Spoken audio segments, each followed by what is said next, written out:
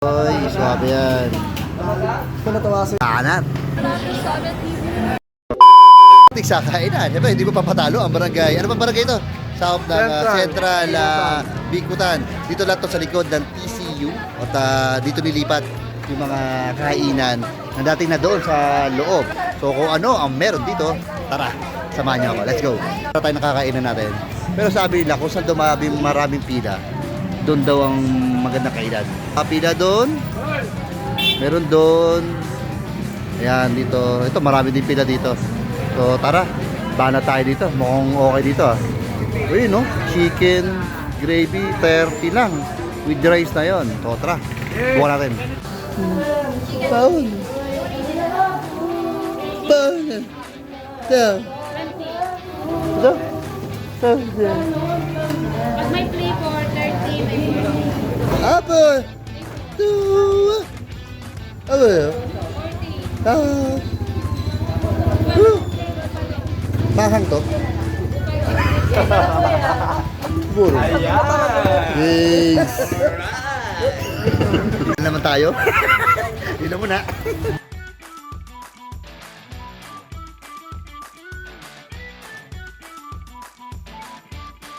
Gravy. Oo. Kasi napaka-gravy ko na eh. Mag-abat yung kuya. Ayan. Please eh, gravy ka eh. Ayun natin. Wala ng wings. Ano lang, on the wings of love. Ayun. Oh, pwede. Ano yan? Leg. May leg ba ba? Leg. Laman? Sige, pwede na. Tayo ng dito ng chicken gravy. So kasi natikman ko naman iba't ibang flavor na ano eh, ng buffalo wings, barbecue, sweet and ayan. So para-para na lasa noon. Pero yung gravy, iba-iba atake niyan. Sigurado ko bawat store, iba-iba atake kung paano magluto ng gravy. Tara, tignan natin. Ayan ah. Ito lang yan ah. Okay, let's go. Ito na natin itong ano. Itong in-order natin. So ang malalaki store ni ate, medyo inaayos pa. So, di pa pwedeng kumain. No? So, standing position lang tayo kakain. So, tara. Shoutout po sa estudyante ng mga TCU. Mag-aral kayo mabuti. Tapos mag-jowa agad. Joke lang. Banat. Ayun. Let's go. Yun, no? So, tara na. So, ito na yung chicken. So, ito lang. So, standing position na tayo habang kumakain. Shoutout sa mga estudyante sa likod. Na estudyante, mga sisipag na estudyante na TCU. So, ito yung chicken nila with gravy. So, malaki naman.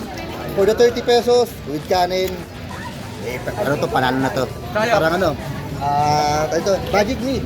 Budget meal, estudyante meal para sa mga nag-aaral yan. So, banatan na natin. Let's go, first bite!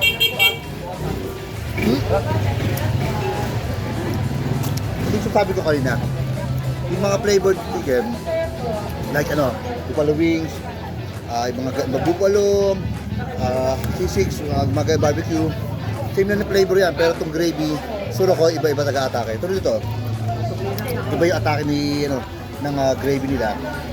At parang ano rin eh, fast food restaurant na rin. So, panalo to, idol, panalo to. Pwede oh. Kung natitipid ka at ikaw ay nag-aaral, yan, for 30 pesos, not bad. Okay na okay, panalo to. Sarapan ako. Titirahin ko pa isa pa. Try mo pa siya? Oo, Pero tirahin ko natira. siya.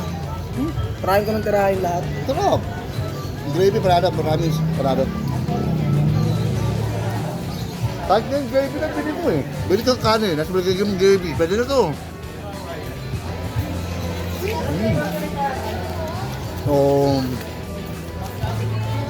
So ilan muna, kain muna tayo. Let's go. Manok, nandisikat pero di na dayo.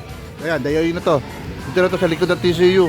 So, Barangay Central Bikutan. Let's go. Sa mga ano no, tanggol no. So yung mismong chicken niya ay tagang suabe. Di maanat. Sakto lang yung flavor para sa akin. At napaka-suabe. Ito yun. Importante, bagong luto. Suabe.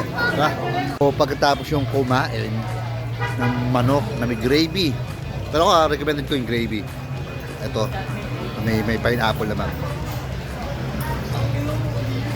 Yes! Pineapple juice on the side. Let's go! You know? Kuya, ano pangalan ng tindahan nyo? Ang pangalan? Wala pa po. Ang pangalan nila ay wala pa po. Pero dito na sa likod ng TCU, ha? KFC?